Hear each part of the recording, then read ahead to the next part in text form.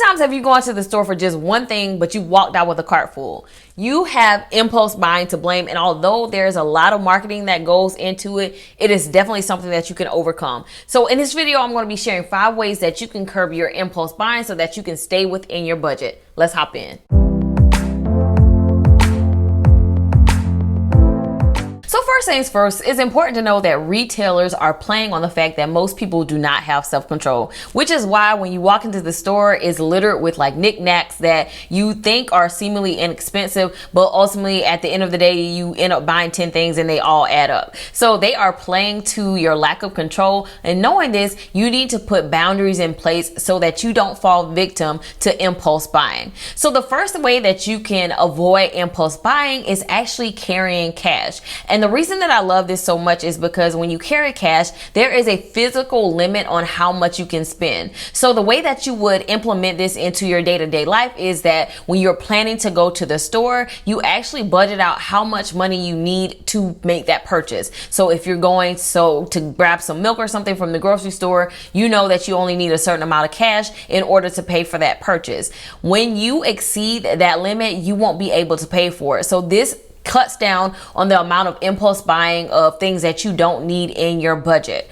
So again, carrying cash creates that physical barrier so that you can't spend more than you actually have. Now you can also use a card like Cube, which is a cash envelope debit card, which pretty much functions the same way as cash. You put a certain amount of money on your card and you can't exceed that limit. It almost operates like a gift card. Like you can't go past however much is on that card, but it's technically a debit card. So you can use this when you're in the store, and you can also use it online. So it's a digital version of a cash envelope, meaning you can only spend as much as you have within your cube, your digital cube, and beyond that, your card is going to get declined. So if you need a physical barrier to help with impulse buying, I definitely recommend carrying cash, especially when you're going out to the store. But you can also leverage something like Cube, which is a digital cash envelope debit card as well. Now, I know you may be thinking that, hey, well, I actually don't really go out to the store that much. My problem is shopping online. If that's the case,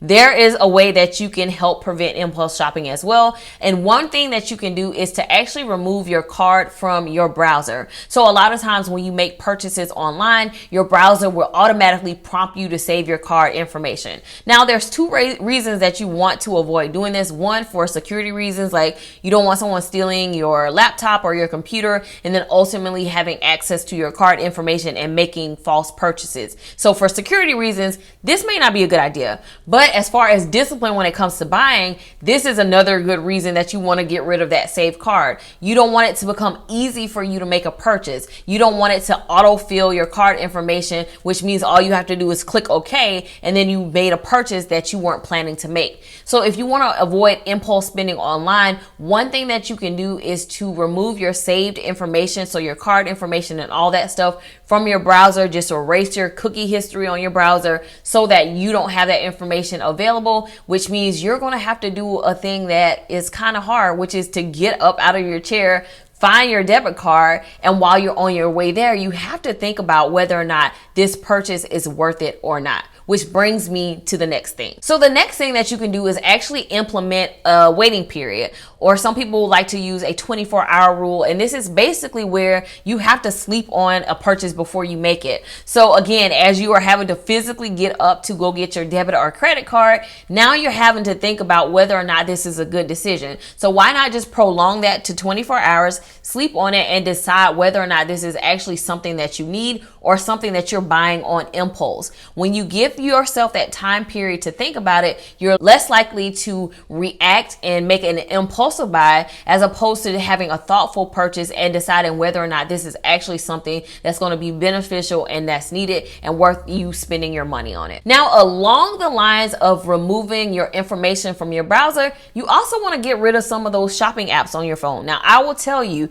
that I am a huge Amazon shopper just because of its convenience, right? So I can just get on the Amazon app, I can find what I need to find, I can make the purchase, and then of course it's going to be delivered to my door within a couple of days. So if you have this issue where you're like quickly just going to an app and making a purchase without thinking about it, maybe it's time for you to actually remove those apps from your device so that you aren't making those impulse buys and that you're actually planning to make your purchases when you need something. Now, again, I understand that there is a convenience factor when it comes to having these apps on your phone, but if you struggle with impulse buying and just simply buying things that you don't need, then it's probably a good idea to remove those apps from your phone so that you aren't making those purchases that aren't necessary. Now, I mentioned earlier in the video that marketing plays a huge part in impulse buying. There are billions of dollars spent in marketing to get you as a consumer to buy. You are bombarded with email marketing and also text message marketing that is really pushing you to go to a website or go to an app to make a sale. So again, if you want to eliminate some of those triggers that are causing you to make impulse buys, you want to unsubscribe from that marketing. So scroll down to the bottom of the email and click the unsubscribe button. And if it's text messaging, then you just want to send the word stop so that you can stop getting messages about sales that are happening, right? So you want to eliminate those triggers that are going to cause you to make an impulsive buy that you weren't planning on making. So I want to know, do you struggle with impulse buying, and have you tried any of the suggestions that I've made in this video? If so, let me know in the comments. Now, hopefully you found this video helpful. If you did, don't forget to give it a thumbs up and subscribe, and check out this next video.